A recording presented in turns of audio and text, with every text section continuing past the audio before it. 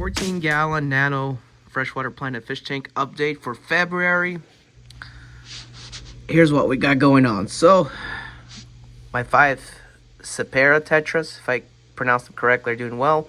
The 2 remaining neon tetras, they're doing pretty well as well. Surprised that 2 of them have been alive this long. Neon tetras do have a problem of staying alive in captivity, especially if they're captive bred. The wild bred are more hardy. The captive bred, not as much. Also bought 10 Ammono shrimps because, as you can see, I got some algae growth. And if anyone could tell me how to get rid of some of the algae growth, that'd be a plus. But that's the reason why I bought Ammono shrimps, because I had some, but they all died. And I had to buy some more. They love hanging around the sponge filter as well, as you can see. And I also bought 2 Corydoras catfish. They're called green anus Corydoras catfish. Now, my pleco, if he's all the way here, now you can't see him. He's doing pretty good. He's actually full-size male. He's the long-fin bristlenose pleco. And also, I bought this Java fern, a whole mat of it. And I've been also using this as fertilizer. I'm going to be trying to do it once a week, at least. Can't overdo it in a small fish tank like this. But what's been happening, a lot of my plants been not doing so well. So hopefully by adding more fertilizer,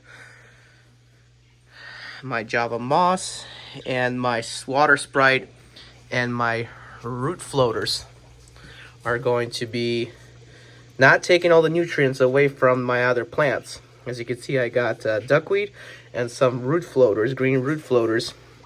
They're actually growing pretty fast as soon as I put them in. It's only been about 2 weeks and they probably multiplied, but the duckweed is the main problem. I love the red root floaters. I mean the green root floaters. And they actually been doing pretty well. Easier to control. But also, if anyone can please tell me, how can you get water sprite to grow? They grow, but it doesn't stick to the substrate. I tried putting it in the substrate before, and it did not work out. They actually just rot away. But my water sprite do love growing on the top and spreading out and multiplying.